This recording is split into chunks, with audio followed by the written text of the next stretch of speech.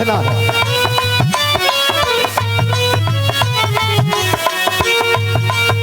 बहुत अच्छे।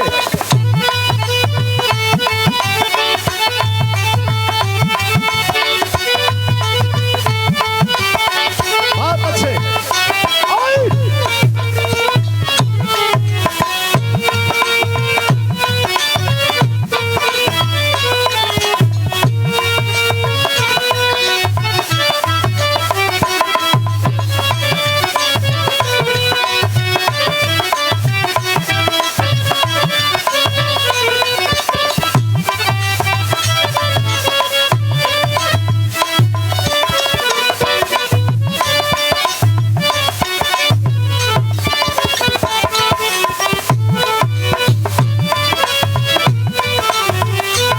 घड़ी बहुत तेज चलल बा।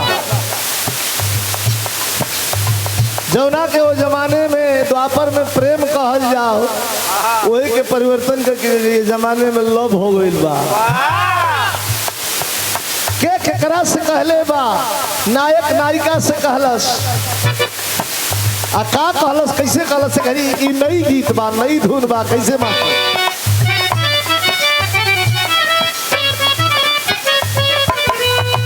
याद न करेलू,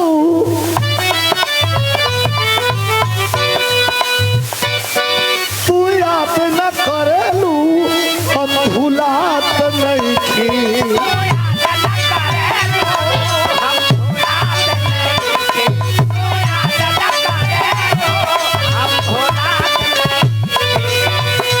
अरे माहुर लागे ना खाना, माहुर लागे ना खाना, कहियो खात नहीं थी।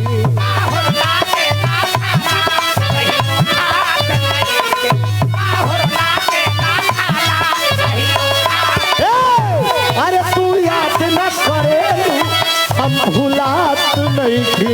माहुर लागे ना खाना, कहियो खात नहीं थी। कके कैलू हमरा के बेसहारा,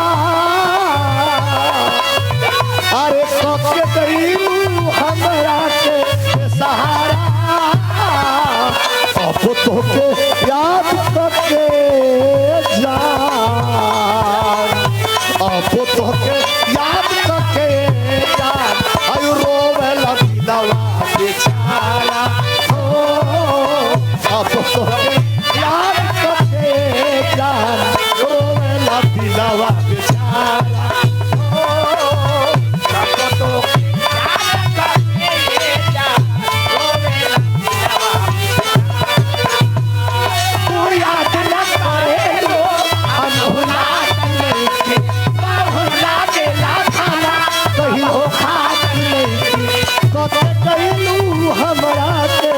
सहारा अब तो के याद करके जान, अरे अब तो के याद करके, अरे रोवे लगिलवा बेचारा।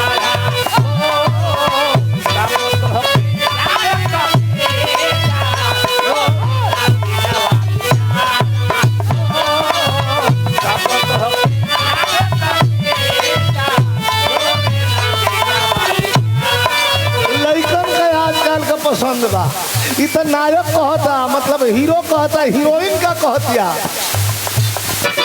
सिहरे बदन राजा, सिहरे बदन राजा, बिगड़त मन राजा, रतिया के मुड़ रखा, मुड़ रखा, मुड़ रखा।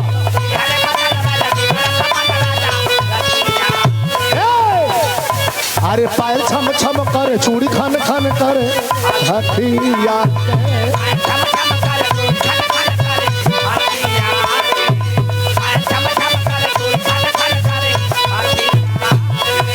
अरे कोई तोई राउर गोड़ली ना, अरे कोई तोई राउर गोड़ली ना, अरे बाटे कमर कमजोर या छोड़ दी ना, कमर कमजोर।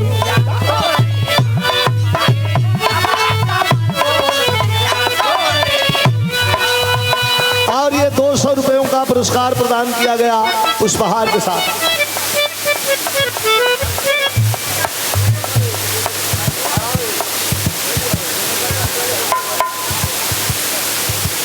आउट ऑफ इंडिया बैकांक रहलन भैया ये अरविंद यादव जी के द्वारा ये 200 रुपया पुरस्कार प्रदान कर गई बा। भैया के बहुत बहुत नमस्कार बा, प्रणाम बा, धन्यवाद बा।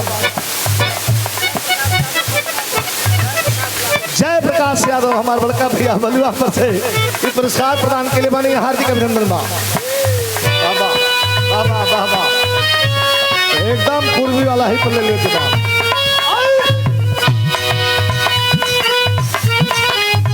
यो है था रहा ये जैसे आगे तक बिहार भले ही मैरवा के आगे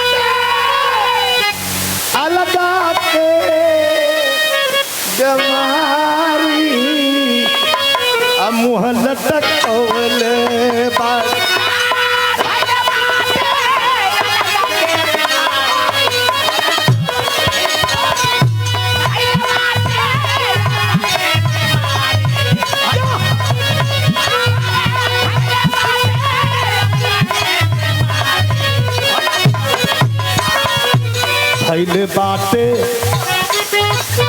अलगा के बीमारी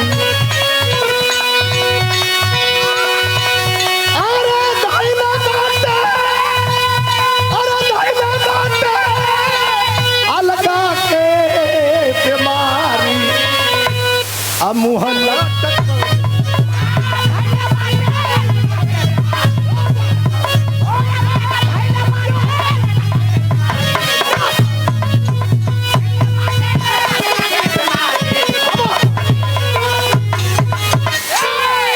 सुंदर महफिल बा और हनुमान जी का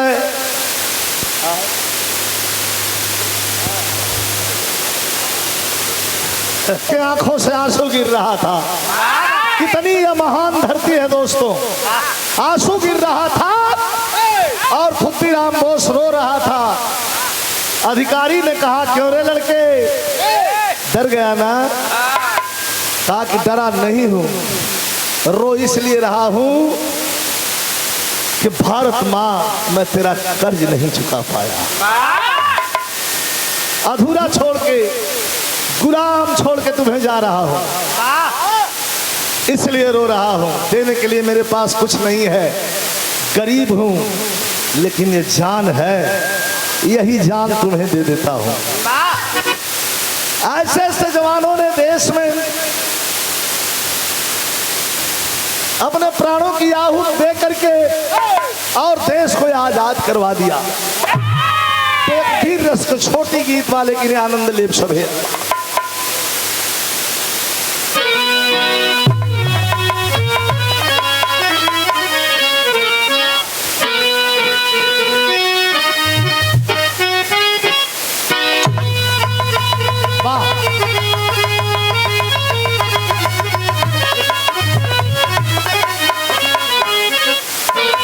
भूमिका में भाव है।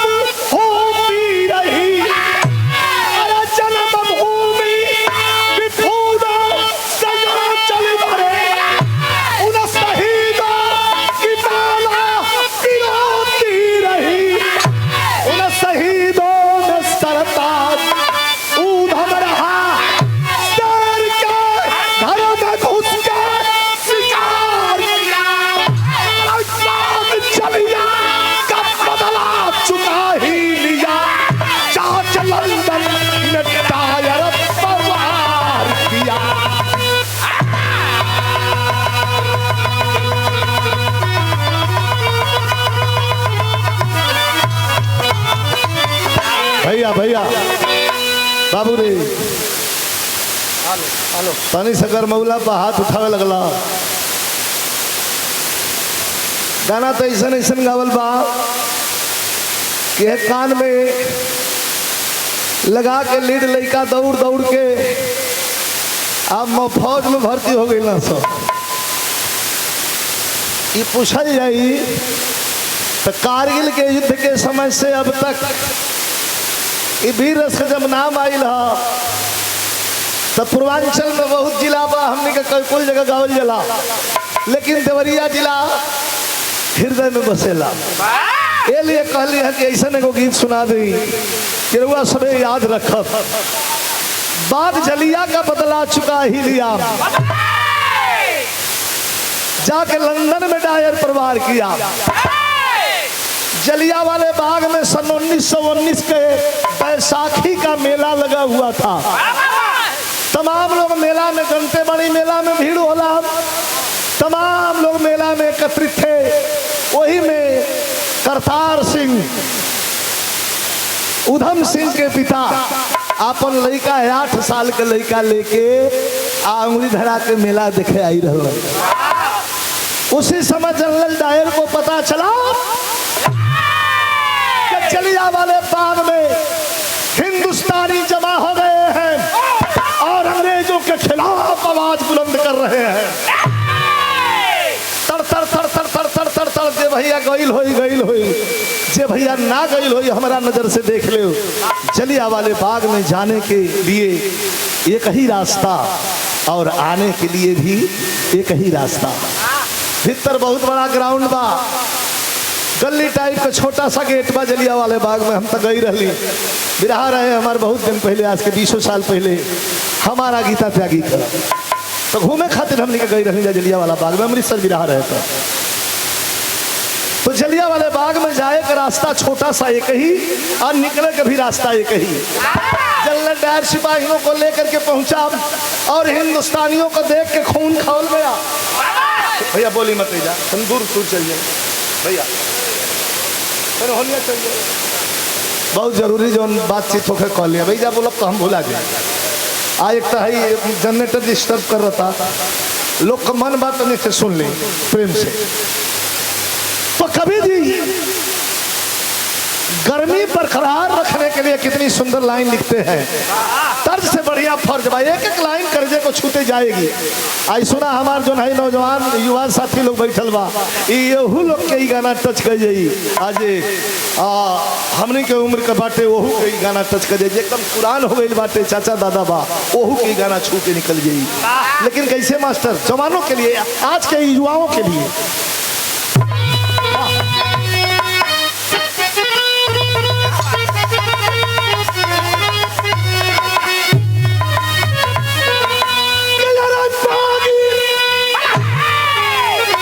पागी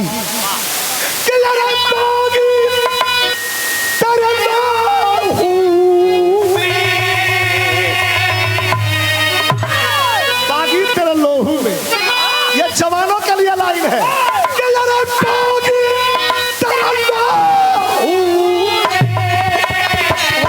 क्रांति की रवानी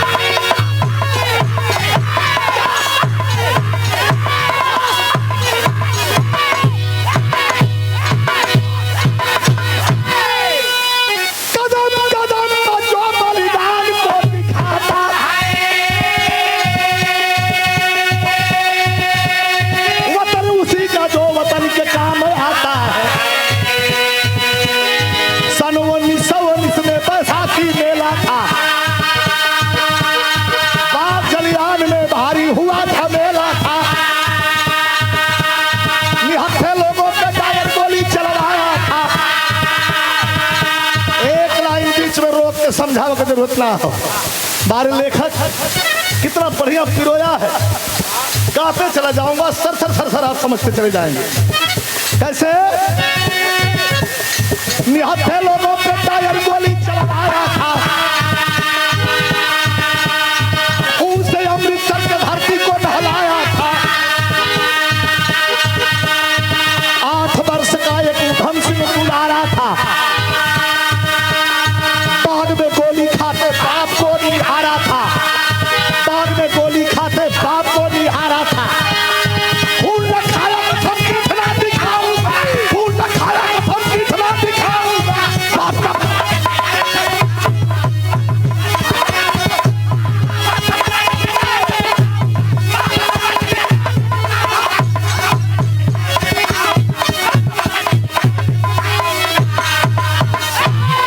हिम्मत मर्द और मदद खुदा। वीर भाव हो भैया, भैया शांति शांति, खाली सुनी 10-15 मिनट। रोम रोम में विरहा का मतलब कि रोम रोम के स्पर्श कर जाए। खाली 10-15 मिनट का मौका ले। और ये हमारे परम शिष्य भी हैं और आपके दरिया जिले के बड़े अच्छे कलाकार हैं। और देखे नहीं 2500 साल 300 साल के संगत बा हमने कहा कि छोटी बुटकी रहो तो अगर हमारो 15-16 साल 18 साल की उम्र रहे जब मभिरी झंडा में काशीनाथ से हमार बिरहा झंडा पहुँच रहे फील्ड पर, जे के याद हुई शरीय बदल लिया के कुल झंडा सील्ड फील्ड कुल पटक जला कुल हमारा के हम कल ना MLC साहब थे, हम बड़ों का हमेशा कद्र किए हैं और कद्र करना चाहिए। ये 500 पुरस्कार प्रदान किए हैं समाजवादी सांस्कृतिक प्रकोष्ठ के राष्ट्रीय सचिव भी हैं, बहुत अच्छे कलाकार भी हैं और राष्ट्रीय अध्यक्ष जी द्वारा सम्मानित भी किया गया है। इनको 500 पुरस्कार प्रदान किए हैं, बहुत बहुत धन्यवाद। ओम नारायण यादव जी। खून न खाया कसम पीठ ना दिखाऊंगा, बाप का बदला जब ना दायर से चुकाऊंगा। 2500 लोगों को मौत के घाट उतार दिया, जरा समझ लीजिएगा। ये भी रहे ऐसा चीज है ए भैया, नाच देखल जाला लड़वा का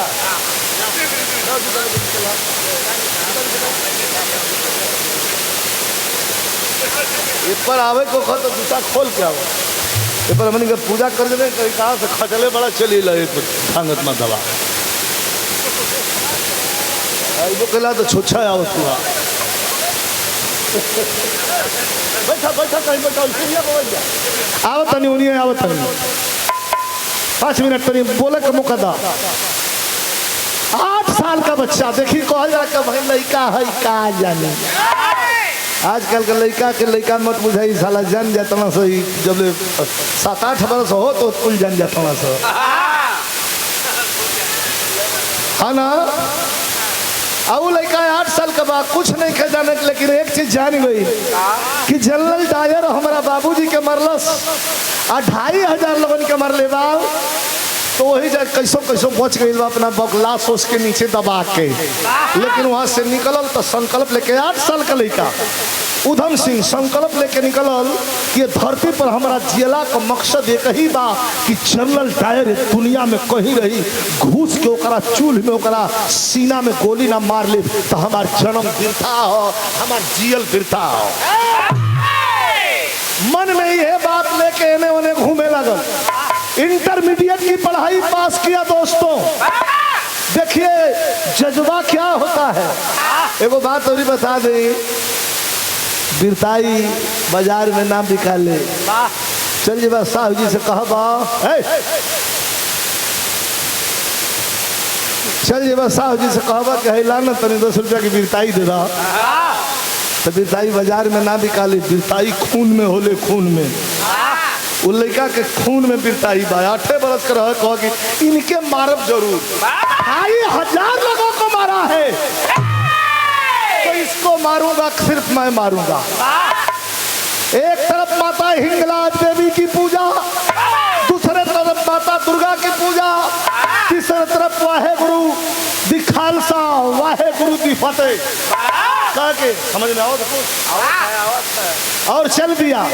तो कहाँ चला मास्टर? इंटरमीडिएट की परीक्षा धीरे धीरे पास कर लिया। मन में बारूद जो चिंगारी बन करके आग उभरी थी वह धीरे धीरे बारूद का रूप करती है। आज जब इंटर में आई तब धीरे धीरे उमरियो 20 का 22 का हो गई।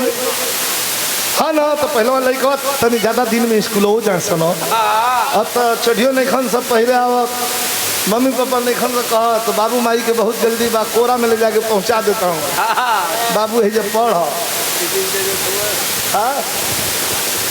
ना, अच्छी बात ना, लेकिन के लड़कपन मत छीना, ये अच्छी बात ना। बलरामी तोरे बात से हम सहमत ना है, लेकिन के समझे लाख बुझे लाख हो जा, 6 साल का हो जा, 7 साल का हो जा, बात बुझे लगा तब उनको स्कूल भेजे। अब 3 साल का तो वो लड़का का देखा बोलो ना, तुम बाप बेटा समझ लिया लो। वो लड़का का देखा कैलाश का कि जब इंटरमीडिएट परीक्षा पास कैलाश तो मन में भाव आर क्यों रे हो मेजे बानी ना मारे के बाद हम के मारे के बाद जंगल डायर के मारे के बाद गोयल जाके क्रांतिकारी के खेमे में खड़ा भाई गलत के हमरा के भर्ती ले ली सबे। अरे लड़के तू भर्ती होके क्या करेगा? का जंगल डायर के सीने में गोली मारूंगा।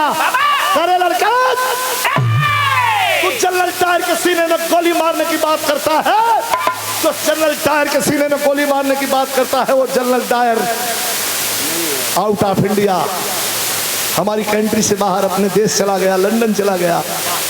कल के लंदन चल गई तो लंदन ना गई बा मोर गई होई तो हमार गोली खाए खातिर ओकरा के जन्म लेवे के पड़ी। ई जज्बा लंदन ना गई बा ओए जैसे भागल लोग कह के पागल हो गइल बा, पागल हो गइल बा, पागल हो गइल बा, पागल हो गइल बा। और फलाना कले को करतार कले को पागल हो गइल, पागल हो गइल। लेकिन वो चलल कहाँ मास्टर?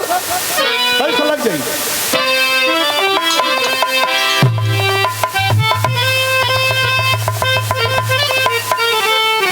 अरे का तर्ज कहे के भाई दादा, बहुत बहुत तर्ज बा। अब तमाशा ऐसा ऐसा पर बिरहा के छाप ना मिटाए के चाहिए। तर्ज तो ऐसा ऐसा बा कि कुल होते बा गवाते बा। एगो सुनलो केला है उजाला जी कहली है कि कुछ लोग में वो हो लोग सैया हमार ड्राइवर है साला के हरना में पोकर ध्यान बहे सुतलो में दबा मेरे बड़ी बड़ी कुल धुन चल गई कहे कि नहीं थी। आई देखिए आनंद अपना गीत के भाव से हम आनंद दर्शा देते हैं। क्या खून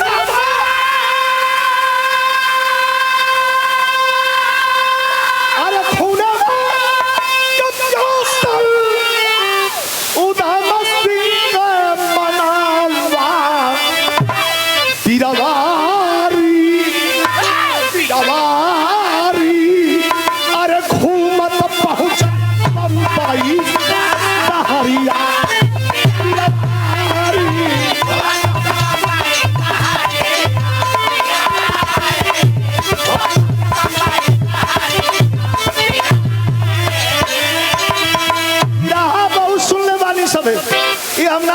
दुनिया से ऊपर भी रहा हो, लेकिन इतना जरूर बताई जैसे फिल्म बैठ के रुआ सबे देखी ला लगी कि पर्दा पर फिल्म चलते तो नहीं ध्यान दे जाए के बाद लंदन आया गईले कहाँ बम्बई समुंदर के किनारे बैठ के एगो जगह बा बम्बई में ऐसा कोई किनारे बैठ के ओड़ा पाव खा के अपन दिन बिता लेला। ओ जब बैठल बा सोचा था कि कैसे जाई कैसे मारी जाए खातिर पैसा चाहिए आ तो समुंदर के पानी में नजर गईले ई कहा तो का देखल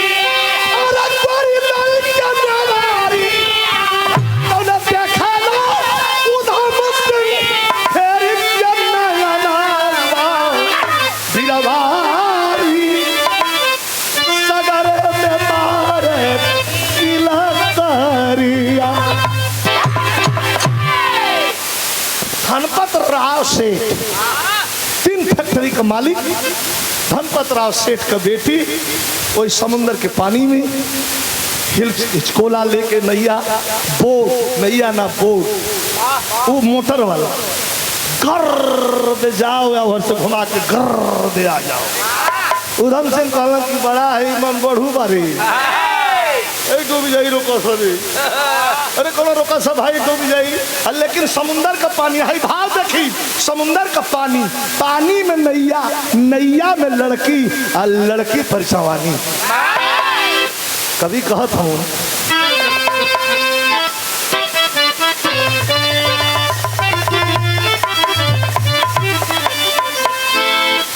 क्या लहर मारे, लाइन आ गई लेकिन आप ना कि लहर मारे जवानी पानी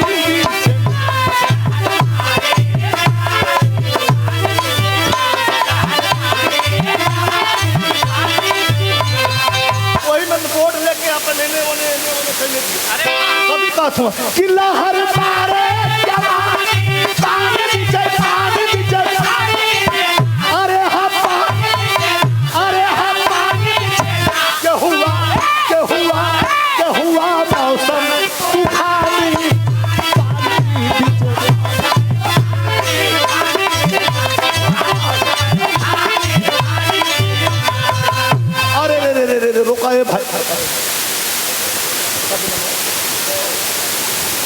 हमारे मुकेश कुमार भैया पुरस्कार दिले बनी, हार्दिक अभिनंदन बा।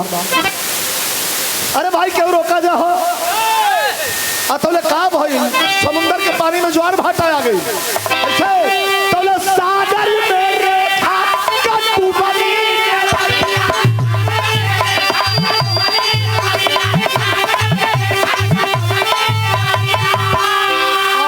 दादा बोर्ड पर लौट गई।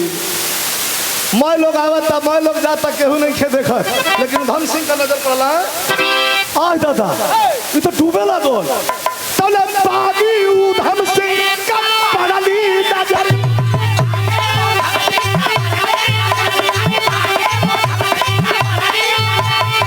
अरे डूबा लड़की पानी नीचे, पानी नीचे आज दादा ये तो डूबत तो सोचे लागो कि मन सोच रहा है उधम सिंह। अरे ध्यान दे, लड़की डूब रहा गया, नैया डूब गई। धनपतराव से 3 फैक्ट्री के मालिक, उनका एकलौती बेटी और कोनो संतान ना, मैं प्रॉपर्टी वही का बा, आज वो डूबत दिया।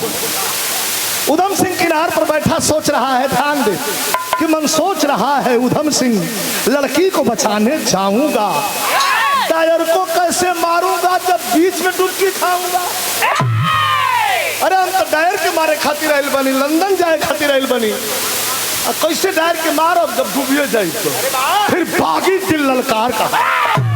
अरे फिर बागी दिल ललकार कहा, पीर की हिम्मत हारोगे, एक लड़की नहीं बचा सकते तो डॉलर को कैसे मारोगे।